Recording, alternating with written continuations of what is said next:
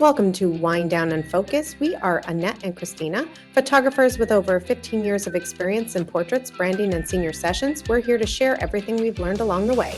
We focus on creating genuine, memorable moments through the lens and can't wait to bring you tips, stories, and behind the scenes from our photography journeys. Each episode, we'll chat about photography tips, stories, and fun, all while sipping wine. So grab a glass, sit back, and join us for some casual conversation, laughs, and photography goodness. Let's wind down and focus.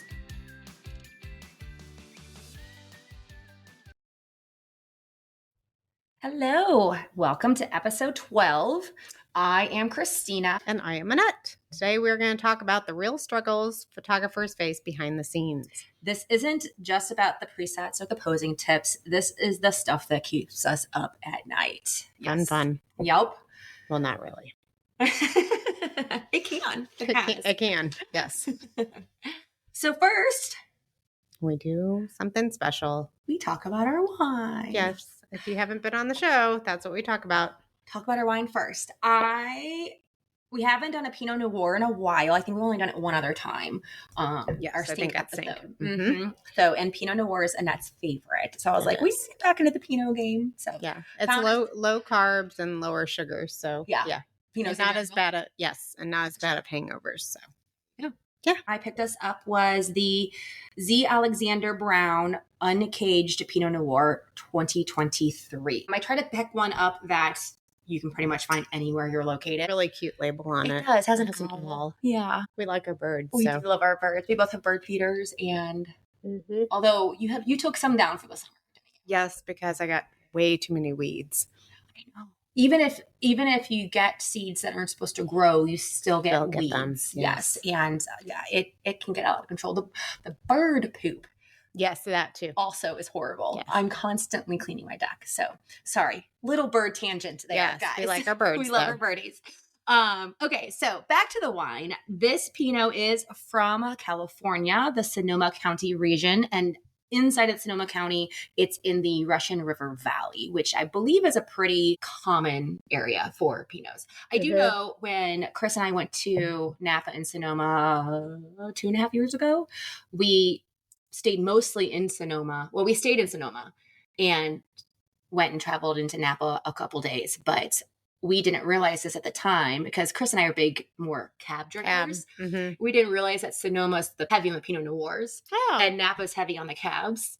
So we didn't realize, we're like, we're kind of in the wrong area for us. But it was we still had a great time. We actually tried some Pinots that were like, I would have never known. I would have never gone out of my comfort zone and tried this, right. And like right. it. So yeah. I like so yes, them. If you do like Pinot Noirs and you're going to go check out Sonoma County, you're going to get a lot of good Pinot. So when we go there for your birthday, maybe we'll have to stay there so that since I like that. There you go.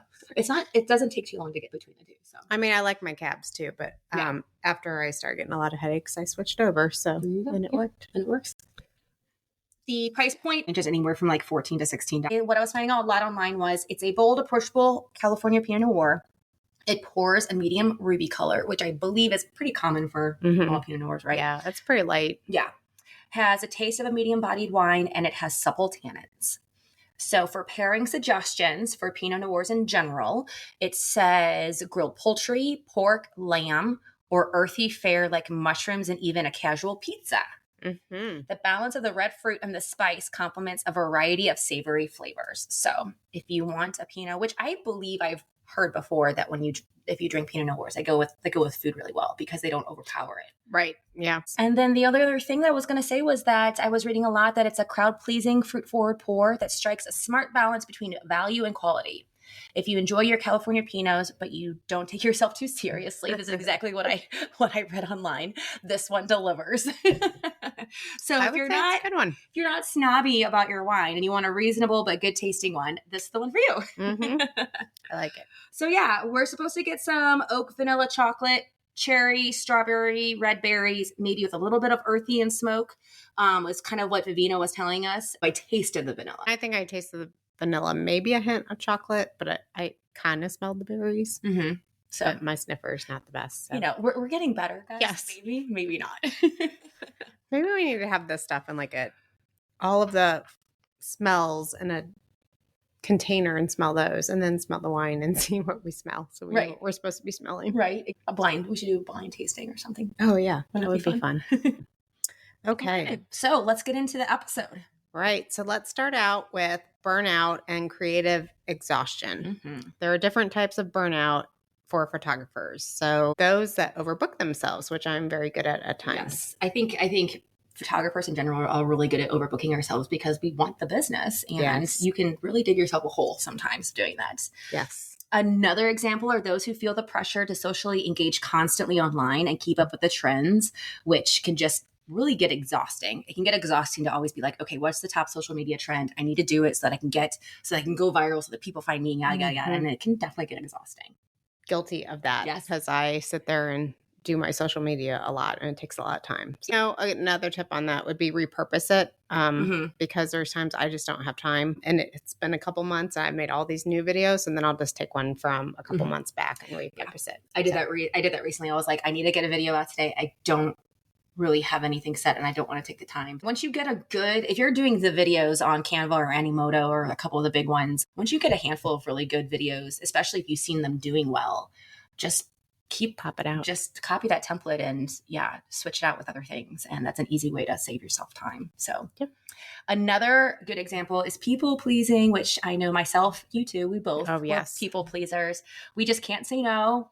And which turns into a lack of boundaries, honestly. And that can turn into undercharging. It's the business people. Well, you want them to like you and you want the business, but at the same time, you have to think of the clients that you have so that you're not overbooking yourself, burning yourself out. You're really kind of only hurting yourself at the end of the day. So, I was thinking about it longer, and I was thinking some signs for me that I realize that I'm starting to feel burnt out, which tends to happen in the fall season when we're all crazy busy, is sometimes I just don't get as excited for working, like I usually get so excited to meet my clients and to go to this location and do this. And I can tell if I've had back to back to back to back, all of a sudden I'm like, oh my God, it feels more like a chore, which, I make sure that my quality does not suffer. And when I feel that way, but you have that kind of nagging thing. And I'm like, okay, I can tell I'm biting off too much because I'm starting to feel a little bit exhausted. Because your body, you're worn out and you just need to, refuel. Yep. And I always told myself, I always want to feel joyful for my job. I mean, we're creatives. We want it to be enjoyable for us. That's right. Yeah. I just know I get burned out when I overbook. And usually that is somewhat due, like the spring was the weather issues. So it rained so much, rebook, and everything got slammed on top of each other. You got graduations and everybody needs their pictures. They need their pictures right away for their graduation parties. Or even the cap and gowns. And it's just, you're already behind because, we had so much rain that everybody stacked. And that this year really got to me with that. So at times it's hard for me to say no when people really need to fit in before the graduation or whatever. So I had a couple of those where I put them on days that I don't normally shoot. And so that didn't help much. So I was shooting back to back during the week. Yeah. It's that fear of losing them as a client if you can't fit them in. So you'd rather bend over backwards to fit them in. Right. Or just because a lot of them I had rapport with already. So I wanted to get them in. It just, I would look at the calendar and go, where am I going to fit you? And it would stress me out. And then I would just say, okay, I'll go ahead and put you on my day off. And so you're not getting any days off. Or I'd put it on an editing day, which didn't help because you got to edit too. You still have to edit. So I'd be editing.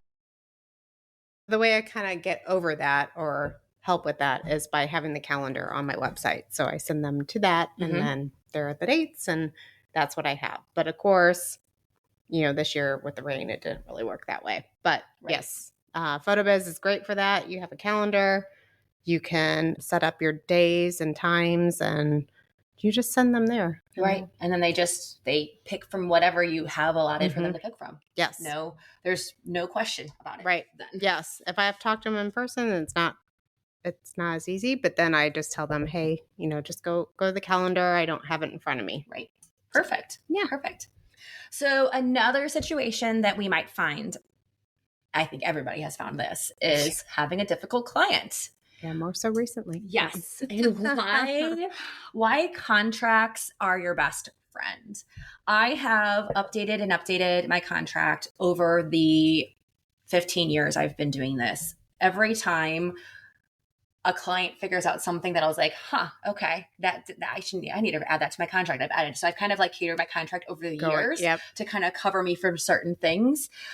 And then I just chalk that up as a learning experience. Okay. Like this obviously happened more to me in the beginning when I kind of didn't quite know what I was doing. And there's clients that just want to reschedule and reschedule and reschedule. And you have to put an addendum in there that says like, hey, there is a rescheduling fee. Right. So mine says non-refundable. Yes. I believe mine does too. And then like if they just keep rescheduling. Yeah. Then you just gotta. Now I do decide if I want to do that or not. Like, sick kids, I don't charge people for. Right. Obviously, if we have to move it because of the weather, that's Mother Nature's fault. That's somebody else's fault. But you can kind of tell, if you have a client that just wants to reschedule and you can just tell it's just them being difficult, then that's when you can invoke that. Okay, well, there's going to be a fee. Well, and to piggyback on that, I make them pay the session fee when they book. Do you do that? I have a partial. I feel like if they pay that, they're invested in that time. Yeah. So pay all of it up front. Mm-hmm. Yeah. Yes. If you aren't doing at least a deposit of some kind. Yeah. Do a deposit or have them pay the session when they book because then they're invested and you're not going to get a no-show and be out that and session make things time. Non-refundable. That'll keep people on top. Because you could say, okay, yeah, you're charged this. It would be really hard to get them to pay that if they're not paying anything. If they're, hopefully our clientele is not that crowd, but it can happen. Dealing with a difficult client as a photographer requires you to have clear communication. You want to make sure that you stay professional. You want to set boundaries from the beginning. If you are criticized for it, don't take it personally. Stay composed. Even if a client is rude or unreasonable, respond to them in a timely manner. Use a friendly tone.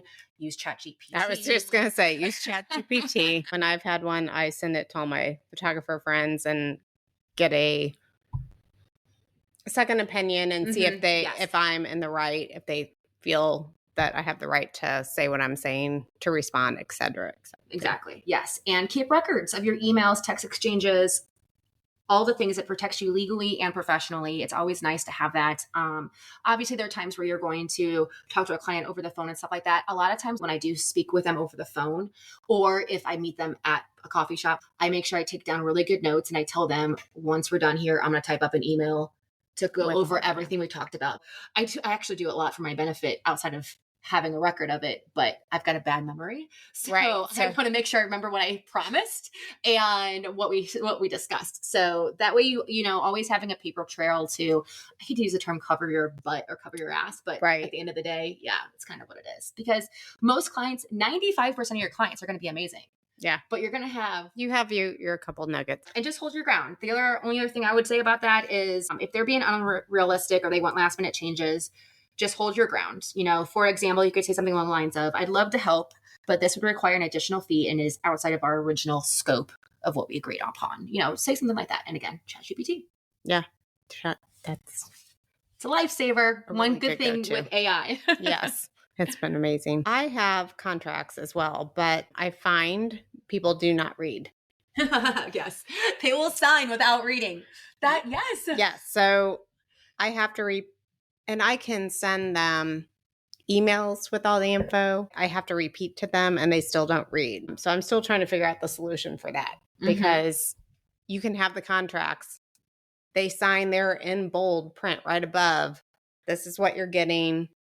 This is what you're paying, but then they question why they're paying that, even though they signed it. Right. I'm still trying to figure that one out, guys. But that being said, you have the contract to fall back onto. When they question it, you say, well, you signed this and it was in the contract. Right. So, but again, that's been my issue is people don't read. Yes. So, a lot lately. Yes. And it's very stressful and I haven't figured out. I even created a voice text to send to them because I know even if I send a text, they don't always read it. So I created this whole voice text and I'll be like, your session's coming up. Please check your email for this important information. And I'll even put a QR code so they can go to it. make it super simple. Right. As easy as possible. As easy as possible. And they still don't read. It's more so with the pricing. They get it 3 or 4 times before they're paying and they still don't read. And then they're sticker shocked. And I'm like, I've given this stuff to you several times. So I have not figured that out yet. If you have a way to get past that, please let me know, because I am still trying every avenue to get my clients to read the information. So equipment and tech fails. Backup strategies, dual slots, extra batteries, offsite backups, all that good stuff. Those are all examples of things to do and things that I definitely like to do. I have many ways to keep me from losing my images. I record to 2 cards. Most of the DSLRs now have 2 card slots, and I record to both cards. I get that home, I download it, and then it's also going up to the cloud. So it's an offsite for God forbid something were to happen to my actual computer. Then I even go and I keep the files on the card because I have enough cards to keep going. I keep the files on the cards until they're edited. Okay. I don't know what I've never needed to fall back on that, but I'm always like the one day I'm like, it's fine. Something will happen. So I don't even delete the card until I don't delete one of the cards, since there's 2 in there. And until everything is done, especially for weddings, because family session I can redo, a wedding. Yeah, a wedding you cannot. Which that makes sense. And I've had a couple scares where I'm like, where did those go? Yes. And then, you get on your backup and everything. And then I'm calling my husband, my IT person, and like, where are these? And then you find them and it's okay. It brings me back to, which this might be dating myself, but back in the early 90s, or no, it was late 90s. The guy called in it's called help desk. And he called in support. Okay. Yeah, because he sent in his hard drive and they sent it back and all the stuff was gone. And he starts cussing them out. It's really funny, but that was is it a real thing that actually happened? And it's just, I think it was, but it was called help desk, but it was you didn't. I'm sure there's people out there being like, I heard it. Yeah. But it was late 90s, maybe. Okay. I feel like. Okay. And we didn't have all the stuff you have now, like TikTok, where you see all the stuff constantly. So it was kind of funny to listen to. But that's how you feel when you lose stuff. Think of your backups and think of bring extra batteries with you on sessions.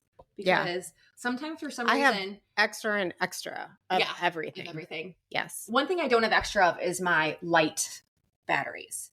So that I have double. Need to do that. My big lights. My speed lights I've got extra, but my big lights I don't. So one's always on the charger and one's always on my light. And then if I'm getting ready for a shoot, I rotate and make sure the other one's fully charged. So I always have backup on those. When I got my 300 AD, it didn't last all day, which it shouldn't, but I was hopeful thinking it would.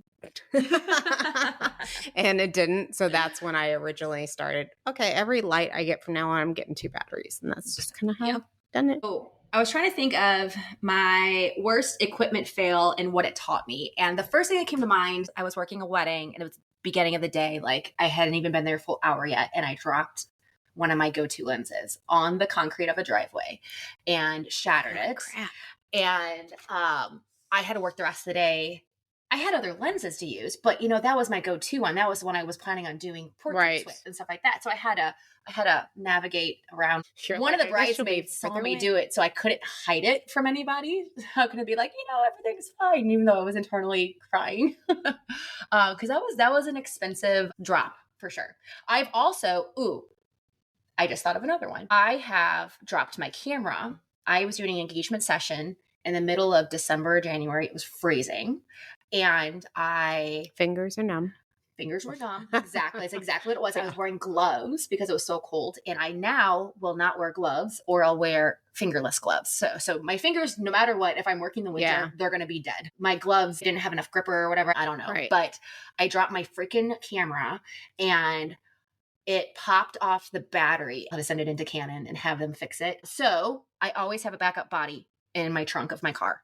And it's usually an older camera, but the clients don't know that. And following that, I think mine was, so years ago when I started out, I signed up for a birthday party. It was a kid's birthday party. And I drove there, only had one body. And something to do internally with the camera, with the mirror. wasn't working and I couldn't photograph it. And so the whole birthday party. Yeah, there was nothing I could do. There was really nothing to come back on with that. Right. But yeah, so you learn to have, guys. It happens. So you learn if you got important stuff, you need to have that backup camera.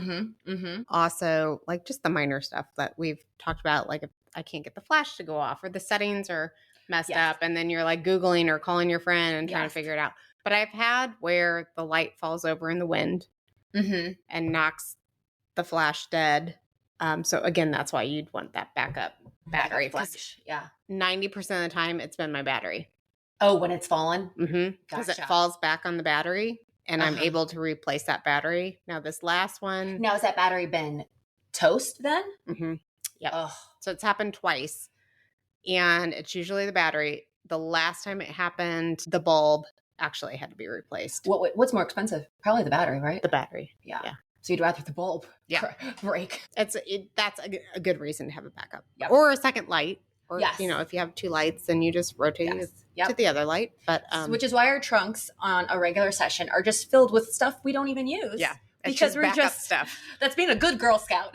Well, and so following that, if you have important shoots, a wedding, a business event, something that cannot be redone, birthday party in my case, have a backup camera, even if you have to rent it. Yeah. If you are a photographer who's newer to the scene and trying to build your client base, you can rent them. You can rent them. If something goes wrong, but you have a way to solve it, that sticks out in your client's minds. They're like, okay, she's a problem. She or he is a problem solver, and they're good at what they do. So that always helps too. Yeah. All right. So talking to clients if something goes wrong. Yes. Fun. Right? Honesty is the best policy. I swear, I feel like I'm a bad liar. So you can see it on my face. That's why you call them. No. Right. If something's about to go wrong, I try to be as honest as possible. Well, I don't want to freak the person out. Right. But I don't want to completely lie either. It always bites you in the ass in the end. I feel like it's bad karma. It bites you in the ass if you try to lie. Yeah. I feel like, when I'm honest with my clients, it always works out better for me than trying to bluff my way through it. That's what I have found. I would say honesty is great, but we're all human and so mistakes happen. Yeah. And people understand that. And they do. Really do. Yeah. I think mine mostly is if I can't, one of the issues where the light just wasn't flashing. Honestly, and somebody's in for a headshot. I'm like, I'm sorry. Technical difficulties, constantly my camera, when you're doing live shooting, the Canon won't sync. Like the cord's not syncing for some reason or whatever. I'm like, I'm sorry. I got to restart the computer. It's just all the technical stuff. Take a 5-minute break. Just hang on a second. Yeah.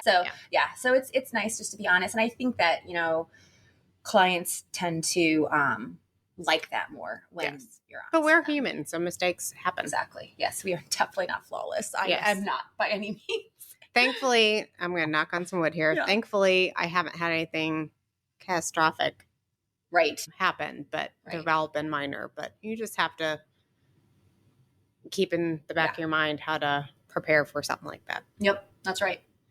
So here's a big one, everybody. Pricing anxiety. That's a great subject right now. I know, right? Oh, for sure. Especially right now. It's hard to price things right now because everything's so expensive. But yet at the same time, it's a touchy subject. I feel it's a very touchy subject. Yes. And we have a lot of, and some of you are new. There's a lot of new photographers coming out trying to get their portfolios built and charging super less. Yep. Which is understandable and completely fine. Mm-hmm. But if you've been in the business a while, you need to start pricing for that. Yeah. I'm speaking kind of as a whole, but we compare ourselves sometimes to the hobbyists and the newbies that are on Facebook and Instagram who are offering $50 to $100 sessions, and they're booking people left and right. And it makes you feel pressured to want to match those so that you stay competitive. But at the end of the day, those are not sustainable business models. They're not going to be able to keep a business. They're going to burn out so quickly. And I understand we were all there. So if you're one of those, don't take this harshly. We understand will burn out. That there's going to be times in the very beginning because you want to build your client list. You're learning. You're not the best photographer yet. So you need the first couple years to kind of get that under your belt. And that is understandable. But us more seasoned photographers, we need to stick to our guns, and we're going to get the clients who actually want us for our quality, our value, our expertise, knowledge, our experience. Yes. Well, and with that comes, we spend a lot of time, money, and effort on workshops and learning. Yeah. And to do that, you have to be able to pay for it. And yes. So we're doing that, and in turn giving you amazing images. So it's kind of a win-win. Exactly. So I kind of did some ChatGPTing for this. I asked ChatGPT, how do you respond to a client when they say you're too expensive? How do you confidently communicate your value without getting defensive? And here is a few examples of what ChatGPT suggested. So here we go. I've got 4 listed. I'm going to read out real quick. All right. First one. I totally understand. Photography is an investment, and I strive to provide not just beautiful images, but a full experience from planning to final delivery. If it's not the right fit right now, I completely respect your choice. So there's Good one. Number 2, I hear that a lot. Until clients see everything that's included, planning, session time, editing, delivery, and personalized service, I aim to make sure every image feels meaningful and worth it. I like that one too. I like that one. Yeah. Number 3, I totally get it. Quality photography isn't for everyone's budget. But for those who value lasting memories, I pour my heart into every session to make it more than just photos. I like that one a lot. Yeah. That one's more something I would say. And then the last example. I've carefully priced my work based on the time, talent, and cost involved. I completely understand if it's not within your budget, but I can recommend someone who may be a better fit. I feel like that's one I would recommend, only because think about how much time you spent editing. There are various levels of editing. There are your newbies that don't know or do a lot. And this is editing the image. When you talk knowledge, you're talking from the framing, the composition, and everything. Right. Lighting. What we're seeing as photographers behind that camera, making sure we're getting everything correct. Yes. So you're taking that. You have to learn that. And over time, you will see where there's a tree coming out of the head. And it's like, okay, you learn. And I did that too. Oh, yes. We all have been there. You learn that, okay, I need to compose that different. I need to move them so these trees aren't coming out of their heads. Right. Or, the light's not casting all these shadows on their face.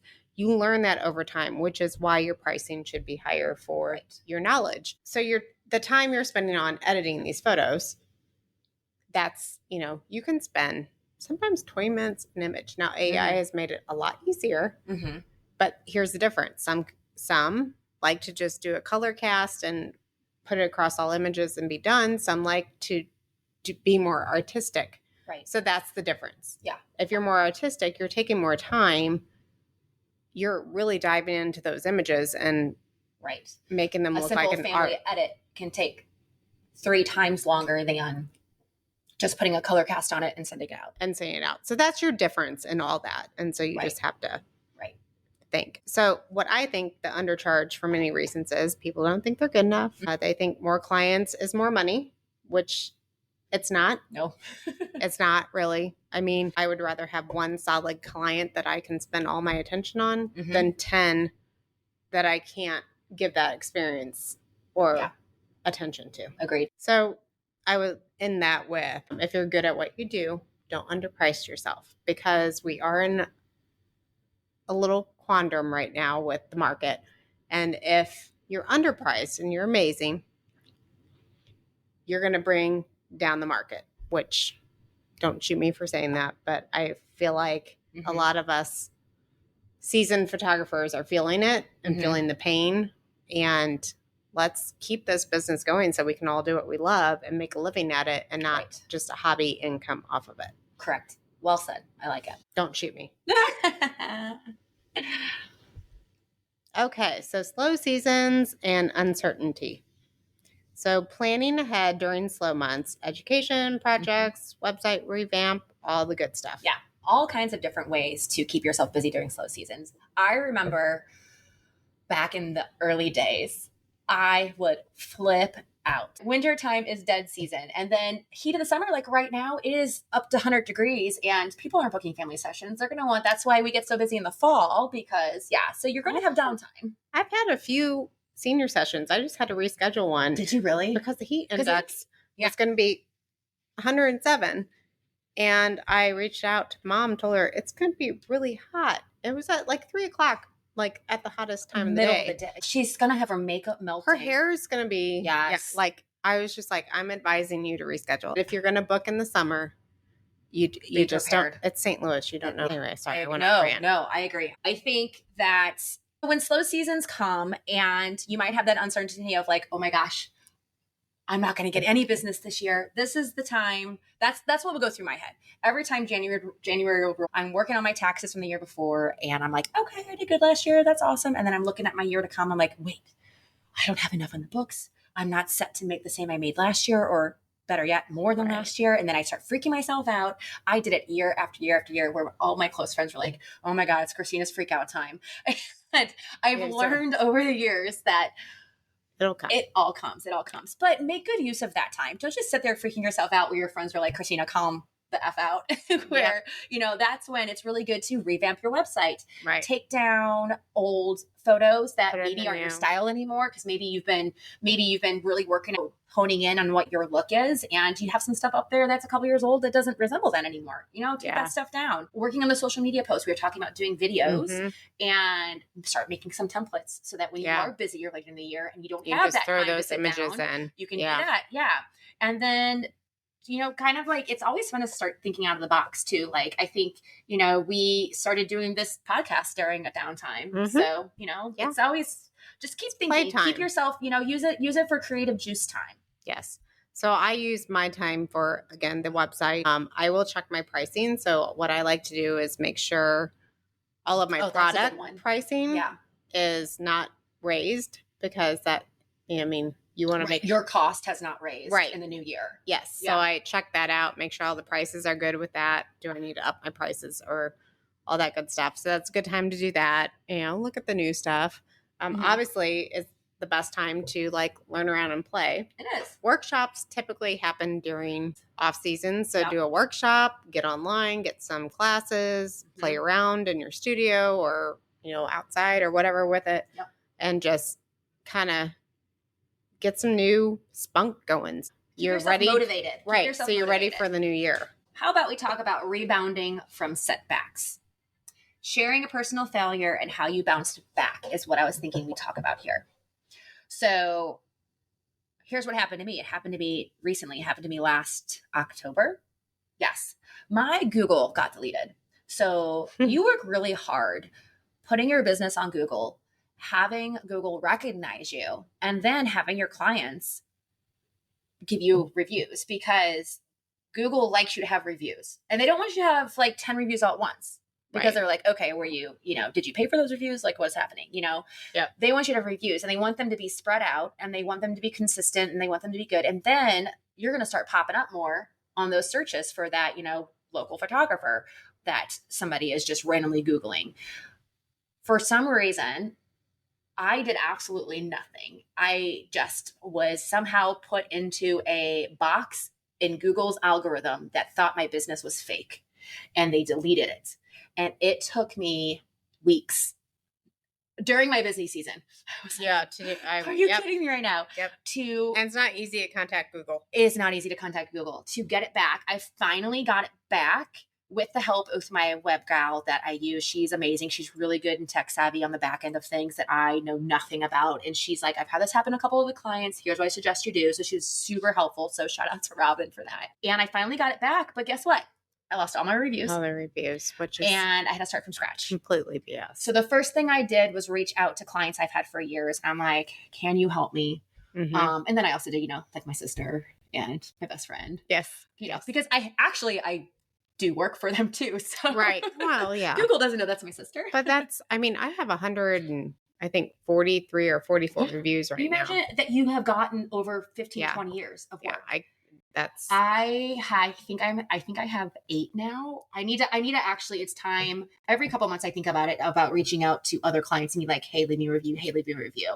Cause I need to get that's a whole nother podcast we could do. Cause it should be. Yeah. I can explain how I get my reviews, but we'll save that for another one. Okay. Cause I think it could be a total podcast one. Yeah.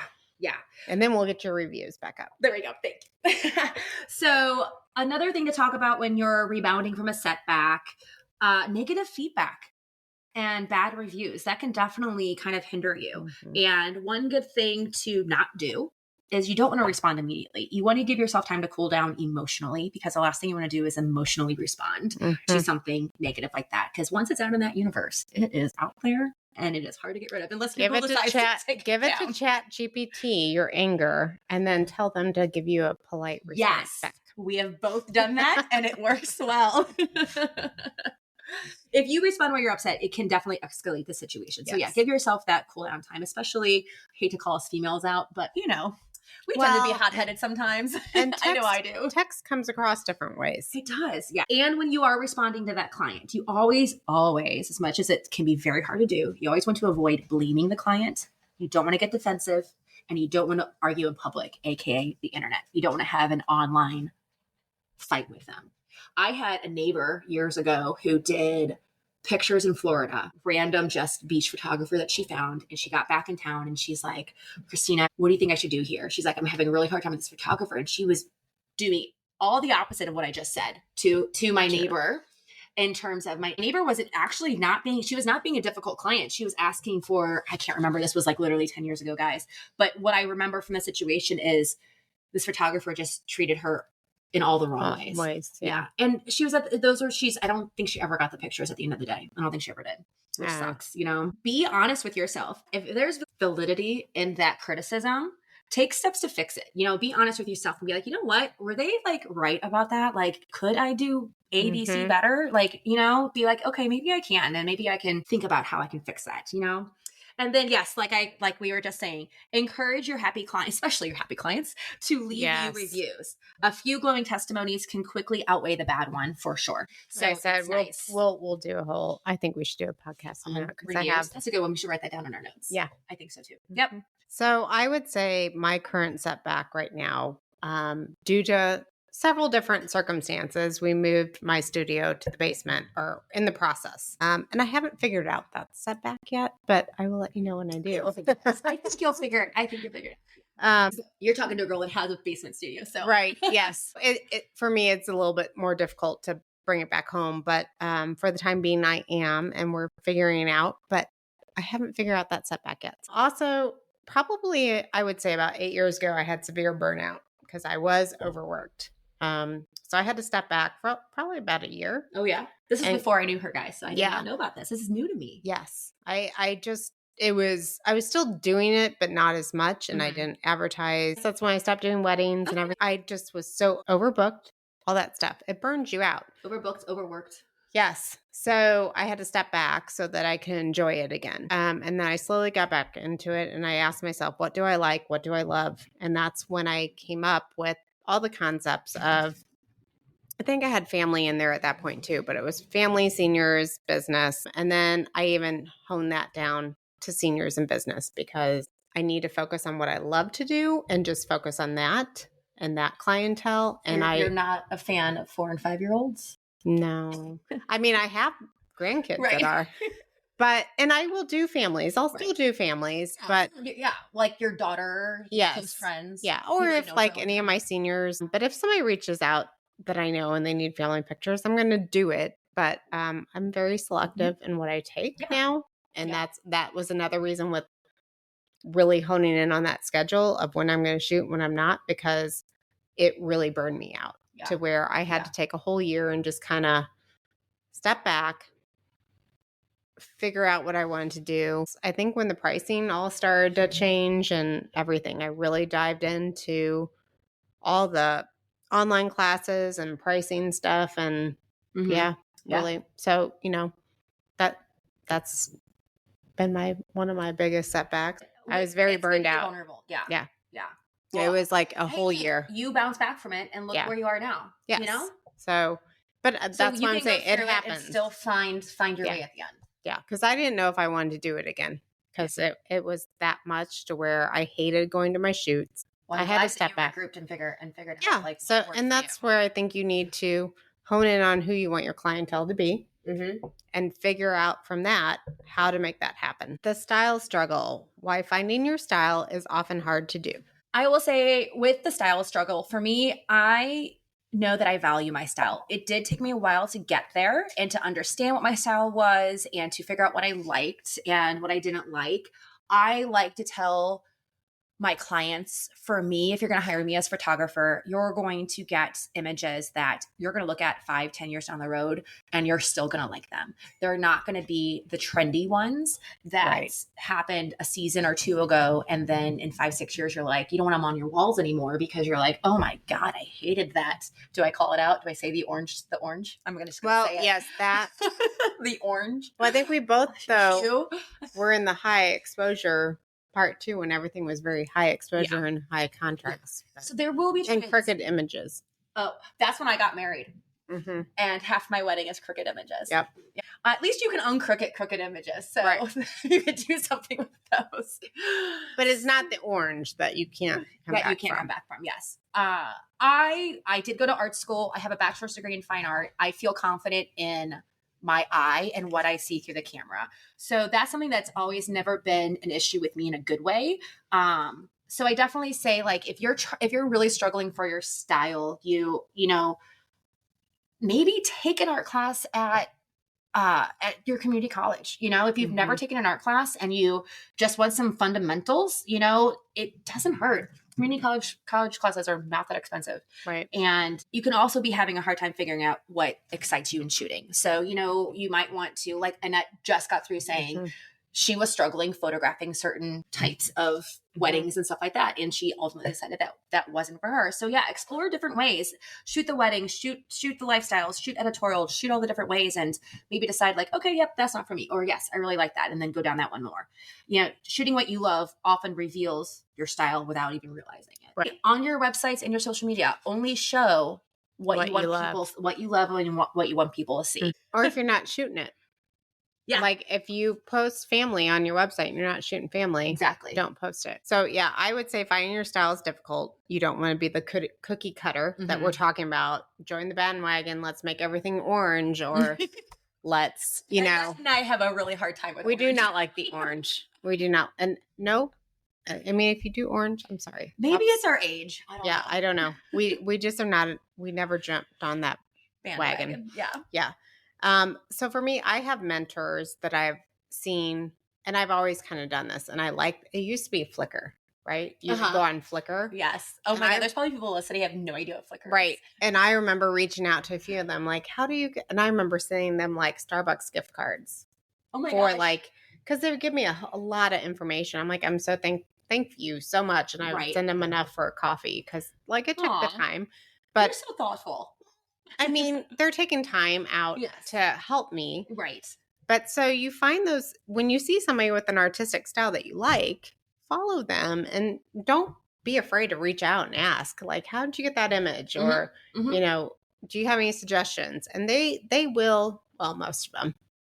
I don't know about all of them, but most of them will be very open to having a conversation with you and giving you tips and pointers and what have you. So the way I've done it is kind of, I follow them. I talk to them. I see their stuff, but mine's kind of a mixture of all of those. From there, you have your own thing. I have my own thing. Yeah. I would think if you look at my website or you see an image, you're going to be like, oh, that looks like one of Annette's images or whatever. I think so. I can point your stuff out when I see it. Yeah. So I feel like it's kind of a combo. Take some classes, go to workshops. You learn stuff from there and how to better everything. But don't be afraid to reach out to anybody that you like. I still have a handful and I still love them. A couple of them are teachers and we go and see their stuff. And if there is a photographer that has gotten into your Reels or TikTok algorithm and you just love them, send them a message. Send them a message and just be like, I love your stuff. Can you give me a pointer on how you do this? Or Kristen Jones, like she's one of my, and she taught at Shutterfest and she was down at Sync and she is the most sweetest person and I just love her stuff. And so I have reached out to her several times and she's very sweet to let you know whatever you need to know. I mean, she's more one of my recent ones. I would say Shannon, actually. She was on one of Dan Freevault's classes and I liked her, but I knew a little bit about her prior. She's an amazing person in person and very helpful and will give you information as well. Perfect. Yeah. Find that person. Yeah. Well, I think, guys, we've talked about a handful of really good, I think we've touched on some things that might hopefully help some of you. Right. And I think we'll just wrap it up at this point. And, at the end of the day, we're all going to face these challenges, and you're not alone. It happens to us. It happens to everybody. And get yourself a good, photographer group that you can kind of commiserate with in a way. Right. Yeah, we do that. Yeah, we definitely do that. We have we have several. Yeah. But there's several of us. Yeah, you and I are both in a few different, small, groups. But once you get involved at them, then you get these small groups. So do that. I encourage you to do that.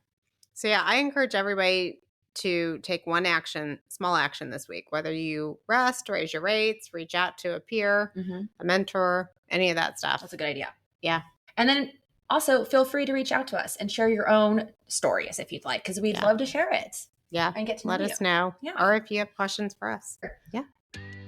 And that's a wrap for today's episode of Wind Down and Focus. We hope you had as much fun as we did. Don't forget to subscribe so you never miss an episode full of photography tips, stories, and of course, some laughs. Thanks for hanging out with us, and remember, whether you're behind the lens or in front of it, keep having fun and capturing those unforgettable moments. Catch you next time as we sit, chat, and focus on what makes photography awesome. Before we go, can you do us a small favor?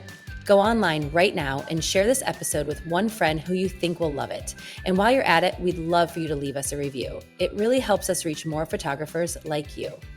Also, don't forget to check out the show notes. We've got a free guide waiting for you when you subscribe. It's called 5 Ways to Get More Photography Clients, and it's packed with actionable tips to help you grow your business. Thanks for being here, and we'll see you next time on Wind Down and Focus.